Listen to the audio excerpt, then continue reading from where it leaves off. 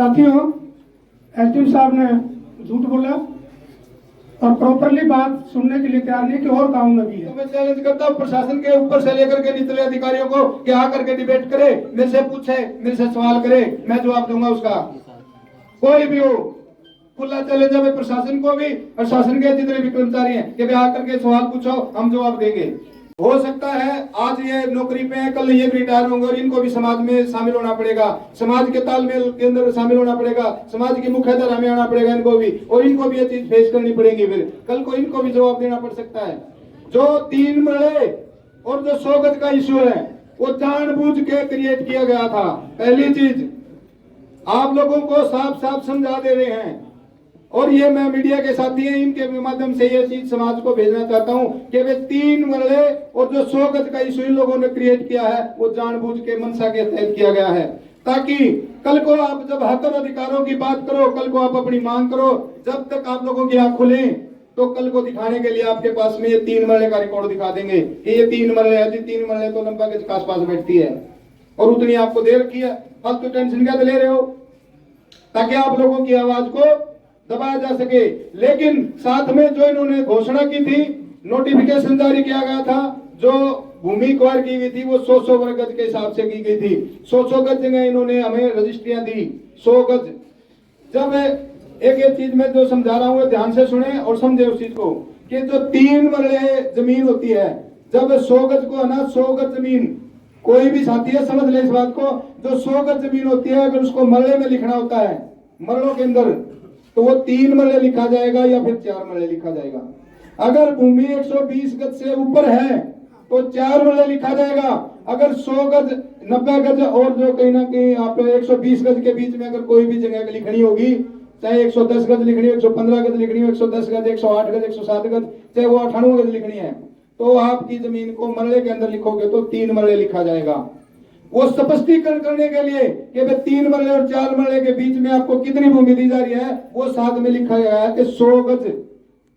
अगर आप लोगों को 110 गज भूमि दी जाती तो लिखा जाता 110, अगर आप लोगों को 105 गज भूमि दी जाती तो लिखा जाता 105 गज। वो आप लोगों को सिर्फ और सिर्फ गुमराह करें, वो समझ रहे कि अनपढ़ गवार आदमी है, लेकिन वो ये ना समझे। आज हम बाबा साहब की कृपा से पढ़ भी रहे हैं, कर भी रहे हैं और समझ भी रहे हैं। हर प्लानिंग इनकी समझ रहे हैं, हर मनसा इनकी समझ में आ रही है कि वे किस प्रकार से आप लोगों की आवाज को दबाने का काम किया जा रहा है, आपके हकों को किस प्रकार से हड़पने का काम किया जा रहा है, किस प्रकार से ये लोग क्षणबद्ध कर रहे हैं। हर चीज हमारी समझ में आ रही है। हम अपनी आवाज पहले प्रशासन को सुनाई, फिर हमने शासन को सुनाई। अगर ये लोग नहीं सुनते हैं तो फिर हमें अगला रास्ता न्यायालय का अख्तियार करना पड़ेगा। न्यायालय में फिर इन लोगों को घसीटेंगे, फिर ये लोग हाथ जोड़ते फिरेंगे कि भाई यार कोई बात नहीं, भाईचारा है, समाज की बात है। फिर फलानी बात, झगड़ी बात, 70 चौधरी आकर बैठ जाएंगे हमारे बीच में हमारा मीडिएशन करने के लिए। आज जब हम अपने हक अधिकार मांग रहे हैं इनसे, तो इन लोगों को कहीं ना कहीं आप एक भी कोई व्यक्ति आगे नहीं आ रहा है। कितने ही संगठन हैं, कोई संगठन आगे नहीं आया आप लोगों की आवाज उठाने के लिए, आप लोगों की बात सुनने के लिए, आप लोगों की पीड़ा समझने के लिए। क्यों नहीं आगे आते? क्या सिर्फ और सिर्फ हमारे को झंडे उठाने के लिए, क्या हमारे को लाठी मरवाने के लिए, क्या सिर्फ और सिर्फ भूखे मारने के लिए, हमारे को आंदोलन का हिस्सा बनाने के लिए हमारे को साथ भाईचारा करा जाएगा क्या?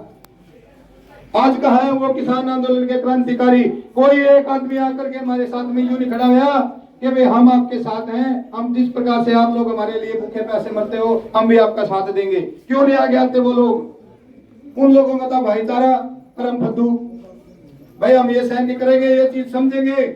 आगे से आज ये फैसला ले लो कि भाई कोई भी आप लोगों को मूर्ख बना करके, आप लोगों के हक की बात करके जब भी कोई आपको आंदोलन में लेके जाना जाए तो उनको नुठोसे दिखा दियो।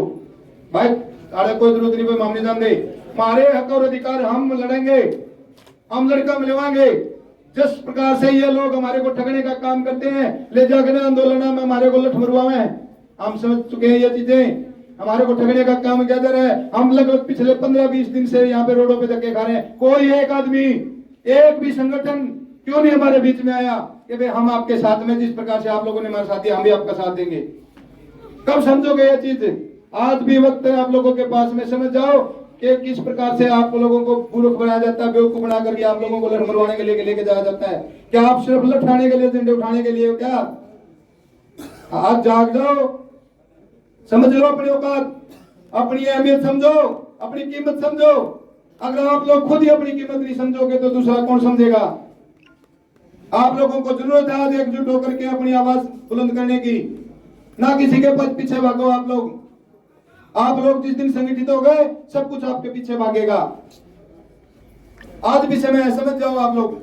आप लोगों की जो ये बात थी ये आप लोगों की समझ में आई है कि किस प्रकार से आपको ठगने का काम किया जा रहा है। 3 मरले और 4 मरले के बीच की कोई इकाई नहीं होती।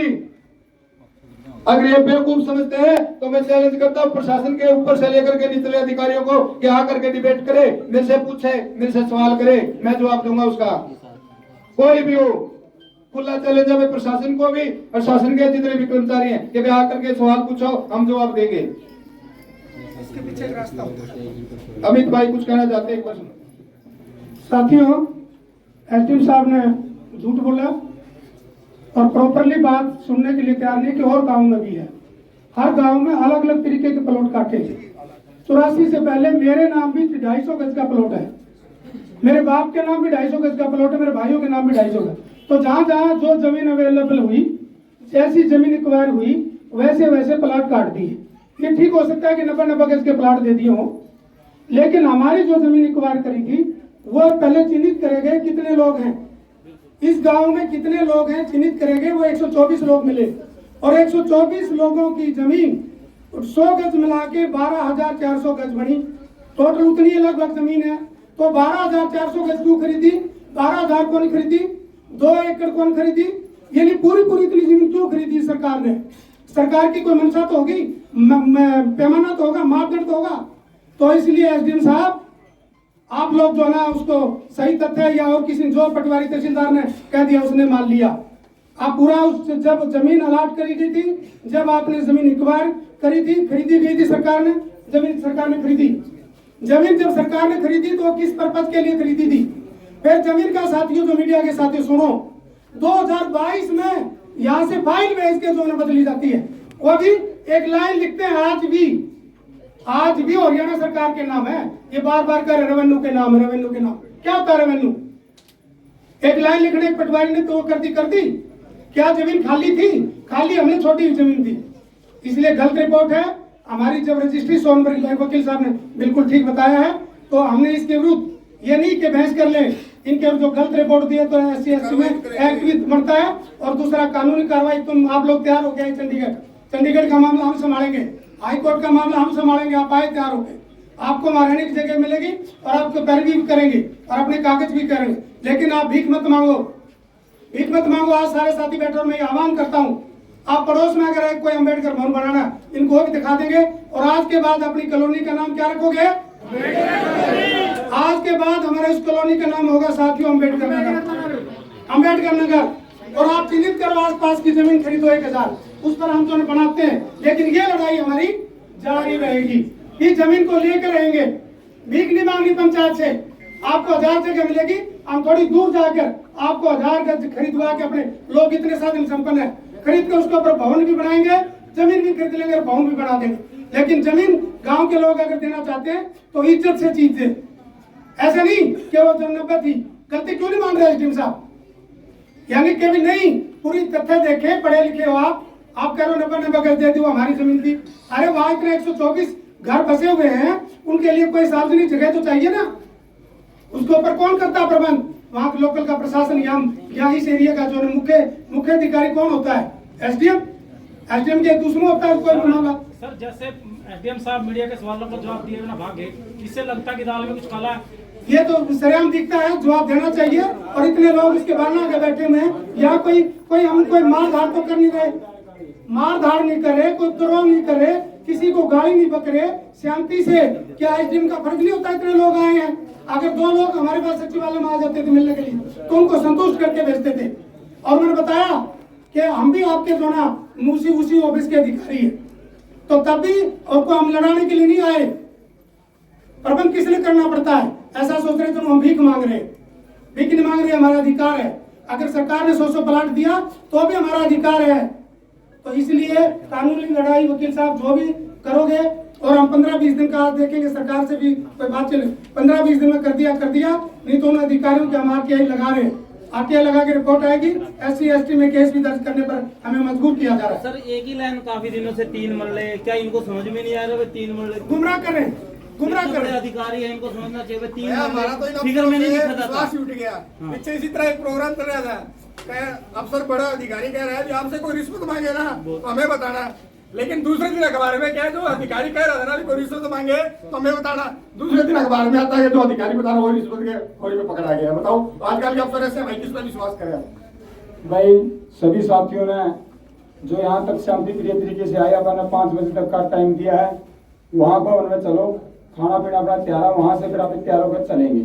आप सभी साथी शांति प्रिय तरीके से जय जय जय जय जय जय जय जय जय भीम, जय जय जय जय जय